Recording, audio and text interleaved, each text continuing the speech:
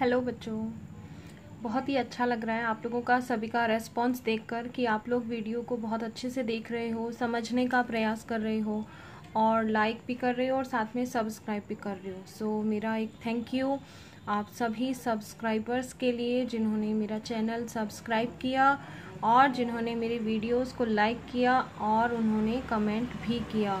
सो इसी प्रकार अपना प्यार मुझे देते रहना और मैं आपको अच्छी तरीके से आगे वीडियोस भेजकर समझाती रहूँगी। तो आज हम कक्षा 7 का पाठ 3 पढ़ने जा रहे हैं जिसका नाम है मनुष्यता, जिसके लेखक हैं मैथिली शरण गुप्त जी। ठीक है बच्चों, कवि जो मैथिली शरण गुप्त जी हैं, इनका जन्म जो हुआ था वो 3 अगस्त 1885 में हुआ था। इनका स्थान है झांसी का चिरगांव और इनके पिता का नाम है रामचरण गुप्त। ठीक है, इनकी वैसे बहुत सारी कृतियां प्रसिद्ध हैं, परंतु हमने यहाँ पर कुछ ही कृतियों के नाम लिखे हैं। जैसे आपके यहाँ लिखा हुआ है साकेत, यशोधरा, भारत भारती, पंचवटी। ठीक है, ये इनकी प्रमुख काव्य कृतियाँ हैं। तो आज हम इन्हीं की जो एक कृति है मनुष्यता, आज हम उसके बारे में पढ़ने जा रहे हैं।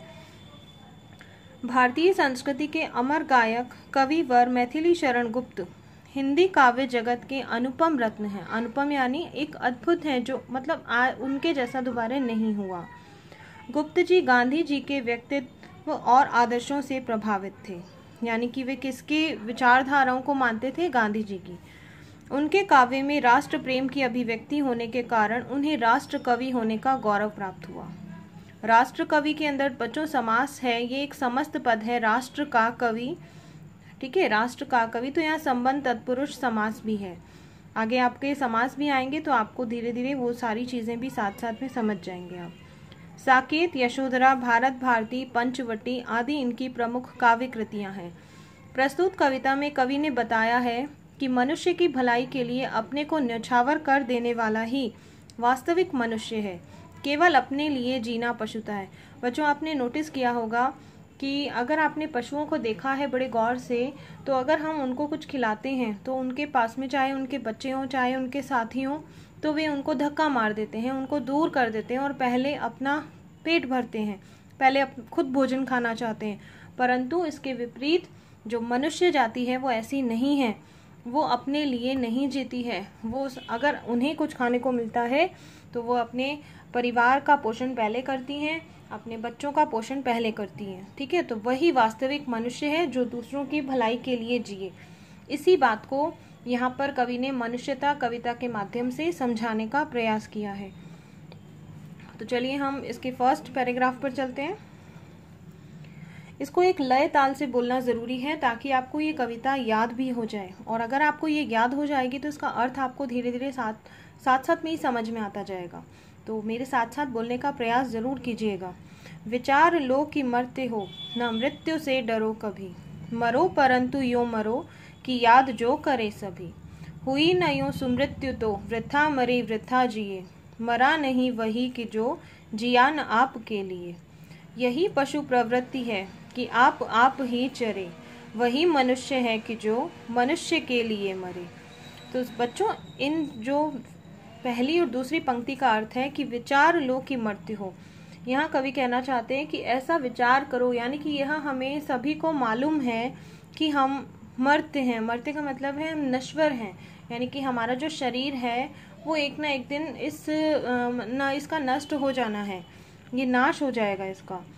न मृत्यु से डरो कभी, क्योंकि हमें जब हमने जन्म लिया है तो हमारी मृत्यु निश्चित है। इसीलिए कवि कहना चाहते हैं कि विचार लो कि मरते हो, कि आप पहले से ही ये विचार करके रखो कि आपने इस संसार में जन्म लिया है तो आपकी मृत्यु निश्चित है।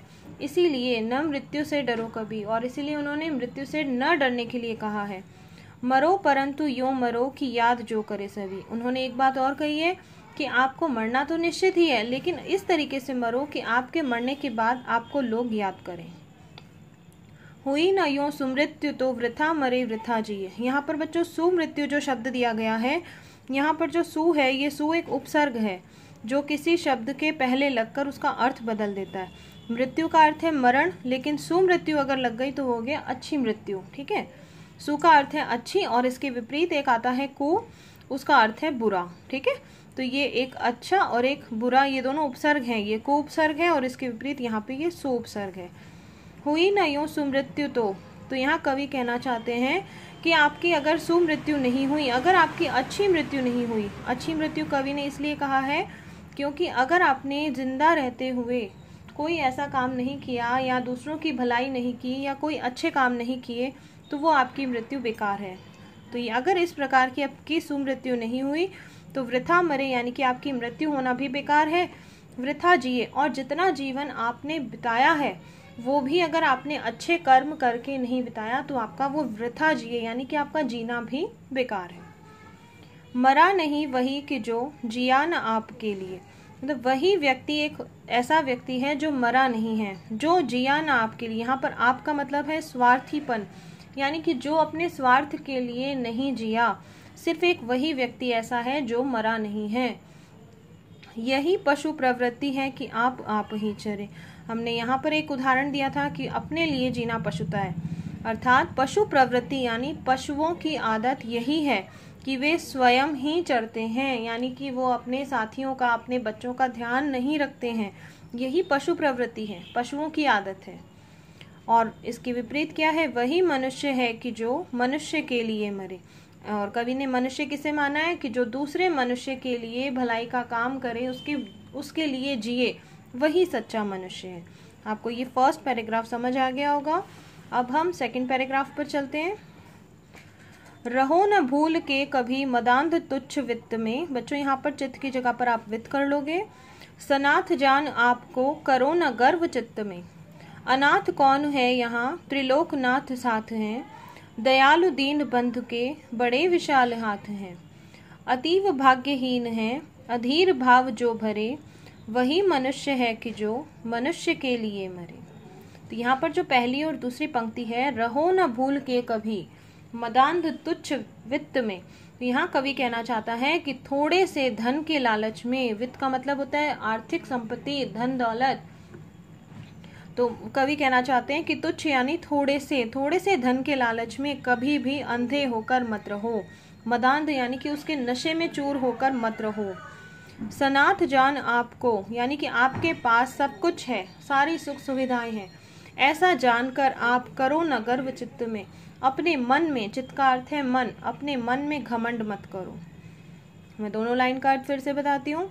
रहो न भूल के कभी, यानी कवि कहना चाहते हैं कि जरा से या थोड़े से धन दौलत के नशे में आकर कभी भी उसमें चूर होकर, मद में अंधे होकर नहीं रहना चाहिए।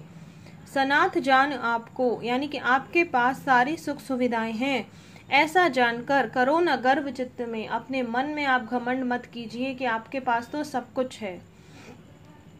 और कवि कहना चाहते हैं आगे, अनाथ कौन है यहाँ? त्रिलोकनाथ साथ हैं। वो कहना चाहते हैं कि अनाथ कौन है, कि कोई भी व्यक्ति यहाँ अनाथ नहीं है, क्योंकि उन सभी के साथ कौन है? त्रिलोकनाथ, जो तीनों लोकों के नाथ हैं, जो भगवान शिव हैं, वे तीनों लोकों के नाथ हैं और इसलिए वे हर एक व्यक्ति के साथ हैं। दयालु दीन बंधु के बड़े विशाल हाथ हैं, और वे दयालु हैं। कौन? त्रिलोकीनाथ जो हैं, ईश्वर जो हैं, जो भगवान शिव हैं, वे दयालु हैं। दीन बंधु यानी गरीबों के रक्षक हैं, गरीबों के बंधु हैं, और उनके हाथ बड़े ही विशाल हैं। अतीव भाग्यहीन है अधीर भाव जो भरे। बहुत अधिक भाग्यहीन कौन है? किसे माना गया है अत्यधिक भाग्यहीन? जो अधीरता, अतीव भाग्यहीन है। उन्होंने, कवि ने भाग्यहीन कहा है कि बहुत अधिक भाग्यहीन वह व्यक्ति है जो जरा सी कठिनाई में या थोड़ी सी मुश्किल आते ही अधीरता हो जाए। अधीर का मतलब है व्याकुल हो जाए, जो परेशान हो जाए और मतलब उतावला हो जाए जरा सी भी परेशानी आने पर, तो उसे कवि ने बहुत ही अधिक भाग्यहीन कहा है। वही मनुष्य है कि जो मनुष्य के लिए मरे, और मनुष्य उसी को कहा है जो दूसरे मनुष्य के लिए जिए, दूसरे मनुष्य के लिए मरे, उसकी सहायता करे। ठीक है, तो आपको ये सेकंड पैराग्राफ भी समझ आ गया होगा। नेक्स्ट बच्चों हम चलते हैं पैराग्राफ थर्ड, जो कि हमारा लास्ट पैराग्राफ है। चलिए ध्यान से सुनना इसको भी। चलो अभीष्ट मार्ग में सहर्ष खेलते हुए, विपत्ति विघ्न जो पड़े उन्हें ढकेलते हुए। घटे न हेल मेल हाँ, बढ़े न भिन्नता कभी।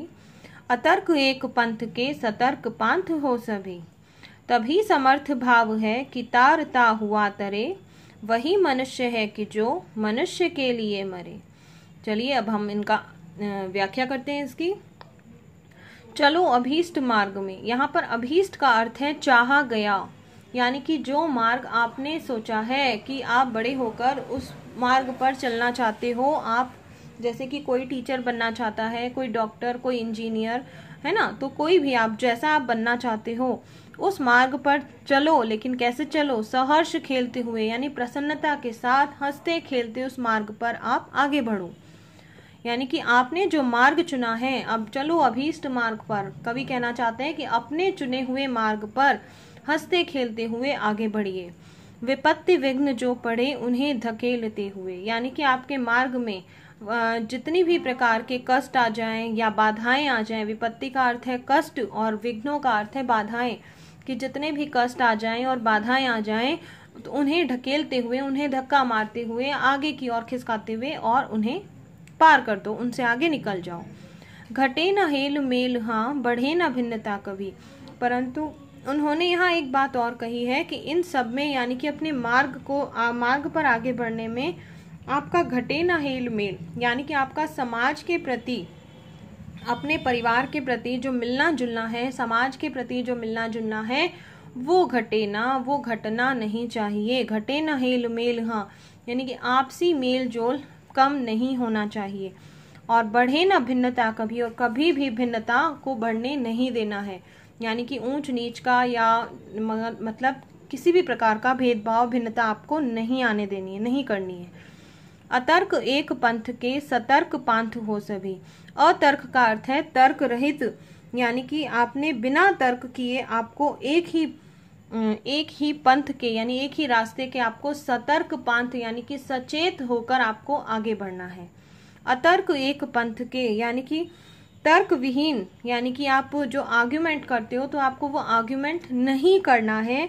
तर्क रहित होकर एक पंथ पर, यानी एक रास्ते पर सतर्क पांथ हो सभी, और सभी को सचेत होकर, सतर्क यानी सचेत होकर आपको सभी को आगे की ओर बढ़ना है। तभी समर्थ भाव है कि तारता हुआ तरह। कवि कहते हैं कि सामर्थ्यवान व्यक्ति वही है जो दूसरों को तारता हुआ तरे। यहाँ पर तारता हुआ तरे का मतलब है दूसरों को साथ लेकर आगे बढ़े। बच्चों आपने ध्यान दिया होगा, जब हम क्लास में होते हैं और एक बच्चा काम में पीछे रह जाता है, वो नहीं कर पाता, तो हमेशा टीचर आपको ये कहती है कि बच्चों हम एक फैमिली हैं और हमें अपनी फैमिली को, यानी कि अपने जो सहपाठी हैं उनको भी साथ लेकर आगे बढ़ना है। ऐसा नहीं है कि हम आगे बढ़ जाएं और हमारे जो साथी हैं वो पीछे रह जाएं। तो यहाँ पर यही मतलब सिद्ध होता है कि उन सभी को, यानी कि जो उस पंथ में चलने वाले राहगीर हैं, उन सभी को साथ में लेकर आगे बढ़े, तभी वह व्यक्ति सामर्थ्य व्यक्ति कहलाएगा, सामर्थ्यवान कहलाएगा। दैट मीन्स एक सफल व्यक्ति वही कहलाएगा जो दूसरे मनुष्यों को तारता हुआ तरे, अर्थात उनको भी साथ लेकर आगे बढ़े। वही मनुष्य है कि जो मनुष्य के लिए मरे। तो कवि कहना चाहते हैं कि मनुष्य वही है जो दूसरों के लिए जिए, और मरा वही एक व्यक्ति ऐसा है जो मरा नहीं है। जो अपने आप के लिए नहीं जिया है वही व्यक्ति मरा नहीं है। इसके विपरीत जो आप ही चरे, अर्थात जो स्वयं के लिए ही जिया है, वो पशुता है। ठीक है, तो बच्चों आपको उम्मीद है ये पाठ समझ में आ गया होगा, और आपको एग्जाम में इसी पाठ में से जो आपकी व्याख्या की गई है, जो आपको प्रसंग करवाया गया है, उन्हीं में से आपको क्वेश्चंस पूछे जाएंगे। इन शॉर्ट आप छोटे छोटे क्वेश्चंस बनाकर देखिए, वीडियो को बार बार देखिए, तो आपको हर एक चीज, हर एक लाइन, हर एक वर्ड का अर्थ समझ में आ जाएगा। थैंक यू बच्चों।